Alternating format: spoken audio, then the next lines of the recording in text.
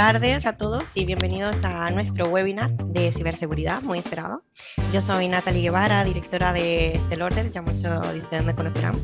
Y bueno, estamos muy emocionados de dar inicio a esta sesión dedicada a explorar esas estrategias y herramientas para proteger los datos y sistemas contra las amenazas cibernéticas. Vamos a estar acompañados de Alejandro Cano, de Legitech. Así que con él nos vamos a sumergir en todo ese mundo de la seguridad digital.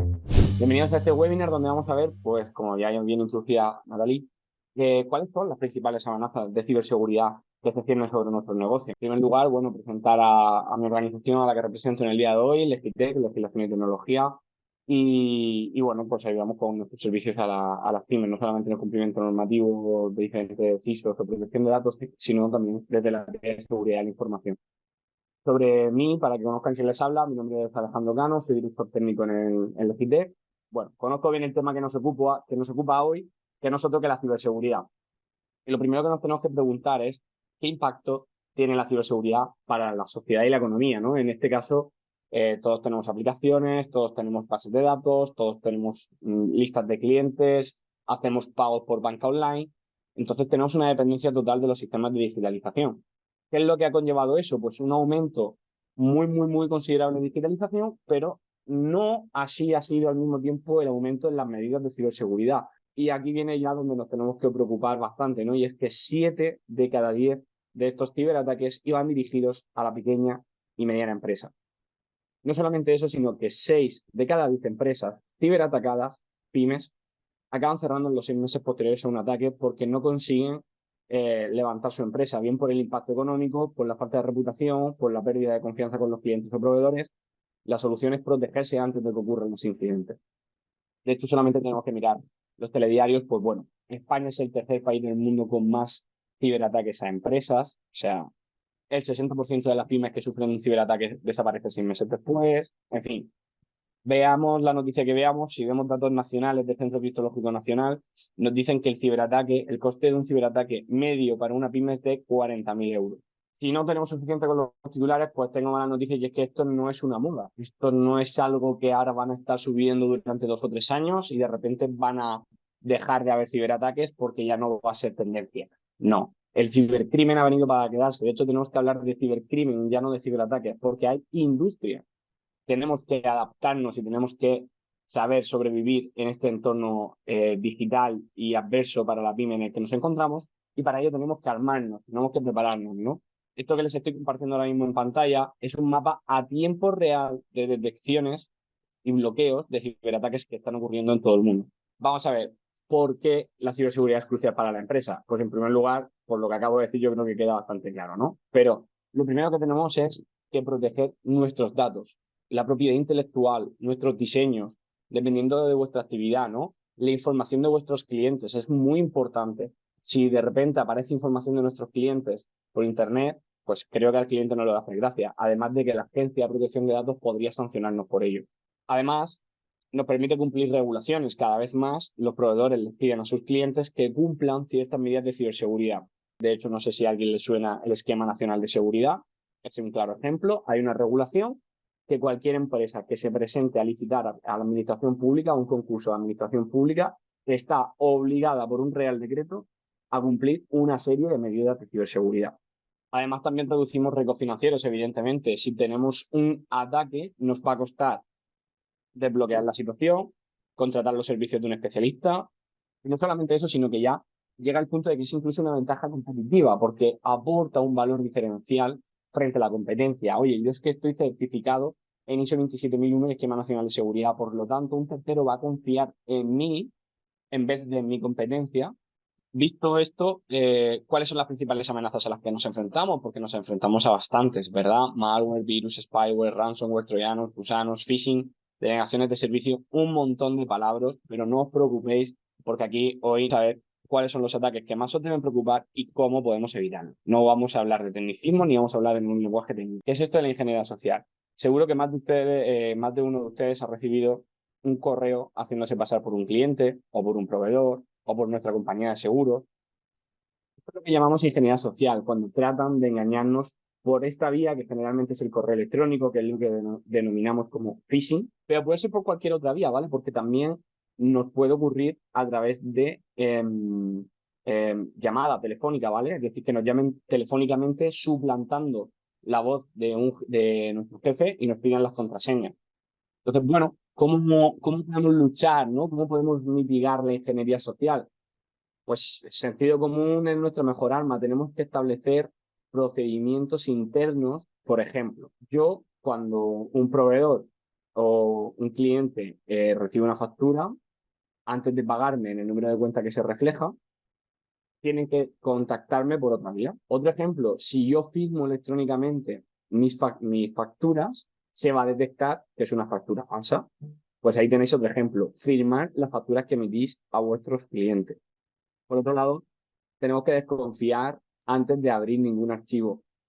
Implementar medidas para entrenar al personal es importantísimo. ¿Y esto cómo se hace? Pues con simulaciones de phishing, se hace con cursos específicos de formación y luego podemos mantenernos al día de las últimas campañas de los ciberdelincuentes. Para ello, tenemos mecanismos como puede ser las suscripciones de INCIBE, totalmente gratuitas, donde tú te registras con tu correo electrónico y te acaban llegando notificaciones de cuidado con la última campaña de la declaración de la renta. Si recibes un correo de este tipo, es falso, ¿vale? Te van avisando. Esto te permite estar al día, estar alerta de las últimas novedades y hacerlas extensibles a tu organización. Pero también tenemos que hablar de malware, o más conocido como virus, ¿vale? De toda la vida, seguro que así os suena bastante más.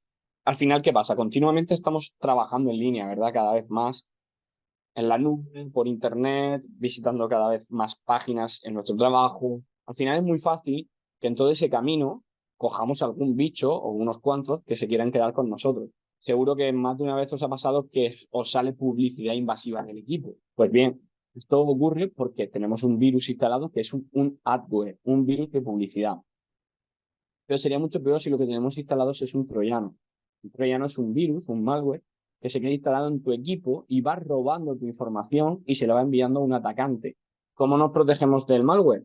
Pues lo primero que tenemos que tener claro es que la seguridad tradicional no nos sirve. Los antivirus domésticos están muy bien para tu casa, pero no para una empresa.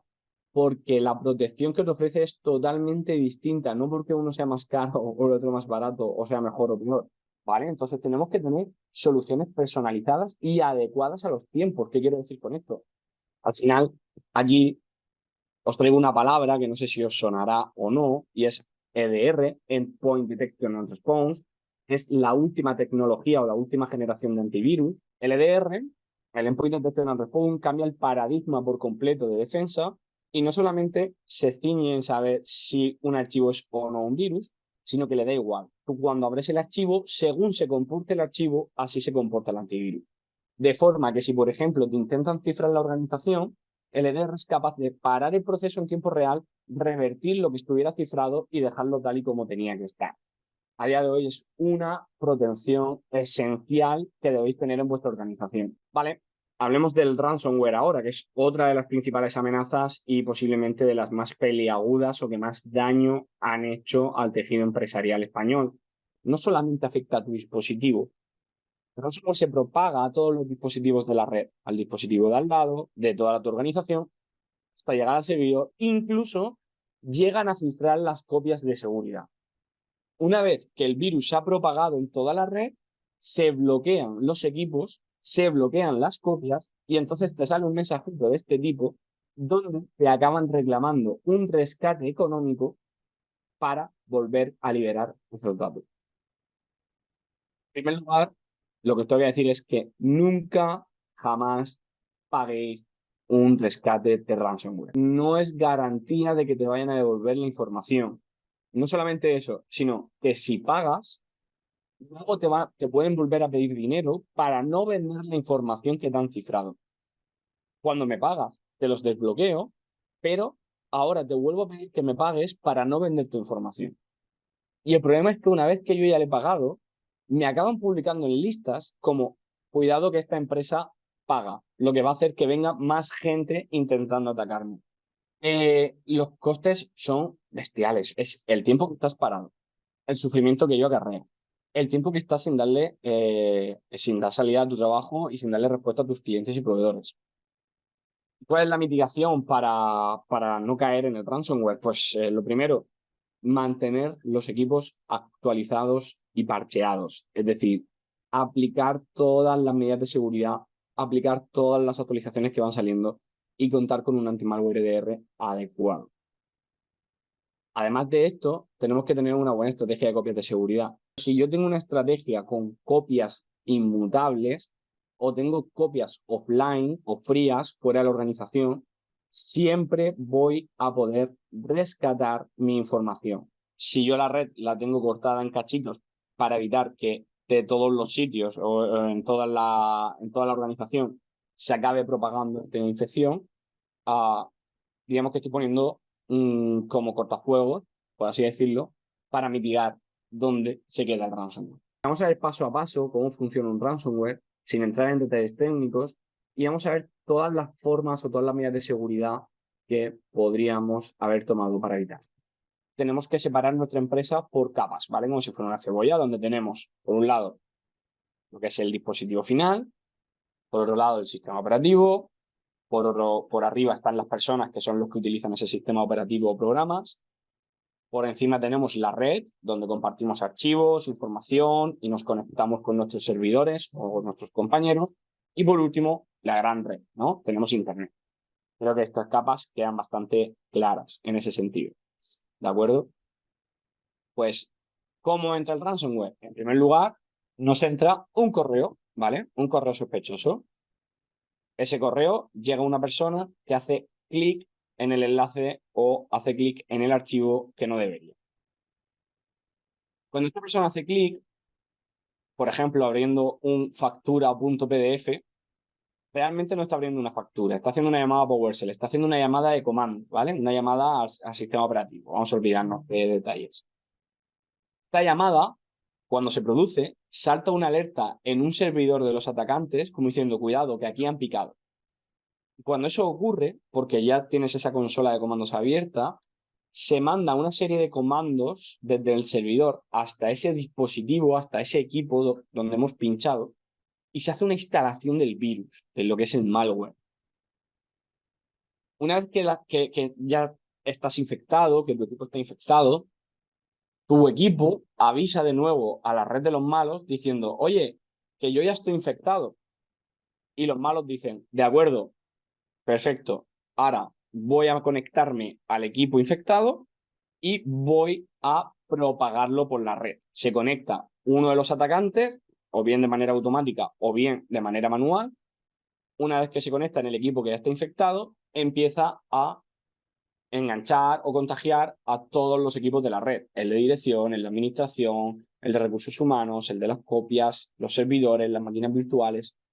Cuando ya han terminado toda la tarea de contagio, digamos, en una botnet llamada TrickBot se ejecuta una serie de comandos que al final lo que acaba haciendo es descargar la clave o descargar la llave con la que finalmente cifran todos los equipos de golpe al unísono, ¡plac! Todo cifrado. Con que hubiéramos cortado esta o esta o esta otra, el ataque no se hubiera producido. Nunca. Esto es un ejemplo de la seguridad que puede tener alguna de vuestras empresas, que espero que no, pero podría ser el caso. De hecho, es lo más común. Cuando no te has puesto las pilas en ciberseguridad y no has hecho nada, pues lo normal es que tengáis algo así. ¿Un EDR no garantiza 100% que no nos va a entrar un ransomware? No. Pero un 90 y largo por ciento, sí. No solamente cambio mi antivirus tradicional por el EDR, sino que además tengo un mecanismo muy chulo que se llama pasarelas de correo o protección de mail. ¿Qué es esto, Alejandro? Diréis. Igual que tenemos antivirus para los ordenadores, tenemos antivirus para el correo electrónico. Y esto es algo que la gente no sabe. Si el correo malicioso de aquí nunca hubiera entrado, pues tampoco hubiéramos llegado al ransomware, ¿verdad? Luego, filtrado web. Hablaremos de eso ahora. Si aquí, cuando el equipo se conecta a TrickBot para descargar la persistencia, si yo esa web la tengo bloqueada, igual que puedo tener bloqueado, no sé, el porno en la empresa, si yo esta web la hubiera tenido bloqueada, no hubiera llegado. Simplemente bloqueando sitios que ya se conocen. Luego, si en vez de un firewall de capa 3 o de capa 4 con suerte, tengo un firewall de nueva generación, tengo un firewall que no solamente se fija en origen, destino y puerto, sino que además mira el contenido, mira el tráfico, mira qué paquetes están pasando por la red y cuando ve algo raro corta la conexión, pues seguramente tampoco hubiera sufrido este ataque. Luego, una buena gestión de contraseñas hubiera ayudado también, ¿vale? Gestión de vulnerabilidades, si hubiéramos tenido un RMM, si hubiéramos tenido un agente de parches, que no solamente sean los parches de Microsoft o de Windows por defecto, sino que gestione las vulnerabilidades técnicas del equipo y automáticamente las solvente. Si hubiéramos tenido esto, quizás tampoco hubiéramos tenido el ransomware. Preguntaros de todas estas, ¿cuál tenéis vosotros? ¿Cuántas tenéis? Ahora os voy a traer un apartado donde vamos a revisar algunas prácticas herramientas para proteger tu negocio digital. En primer lugar, prácticas que tenemos que mantener. Mantener nuestro parque tecnológico controlado y actualizado. Esto parece una tontería, pero la cantidad de ordenadores, de servidores y de servicios que me encuentro sin actualizar en la PyME es brutal. Hazte unas preguntas. ¿Cada cuánto revisas tú a los servidores o tus aplicaciones? ¿Qué política de actualizaciones tienes? ¿Gestionan los parches de seguridad o solamente aquellos que te mete Microsoft? ¿Tienes fuentes externas, aparte de Microsoft, que analicen si tu versión de PDF, por ejemplo, tiene una vulnerabilidad? Si no sabes la respuesta o has tardado mucho en responder alguna, es que no lo estás haciendo bien. Por eso, mantener un buen mantenimiento de los sistemas es clave para mantenerlos al día, actualizados y protegidos. Luego, cifrado de la información en dispositivos externos, sobre todo, ¿vale? A día de hoy, no tenemos excusa para no haber bloqueado o cifrado nuestros equipos. Algo que es tan sencillo como 2 clics y que además es gratuito, que es activar BitLocker en vuestros discos duros. Así que muy importante aplicar esta estrategia de cifrado, de protección de la información. Las copias de seguridad al final es nuestra última línea de defensa cuando todo ha ido mal. Cuando tenemos un desastre solamente nos quedan las copias de seguridad. Entonces es muy importante que hagamos copia de la copia de la copia y que estemos seguros, ojo aquí, que estemos seguros de que funcionan. Además, siempre tenemos que cumplir una regla, que es la del 3-2-1. 3 copias diferentes, siempre. Al menos 3 copias. No me vale con una copia, 3 copias. 2 de esas copias deben estar en medios separados. No me vale que yo en una habitación tengo el servidor y aquí tengo un NAS y luego tengo otra copia más en un disco duro aquí. Todo ahí junto. Y si se le pega fuego, a tomar por saco la empresa.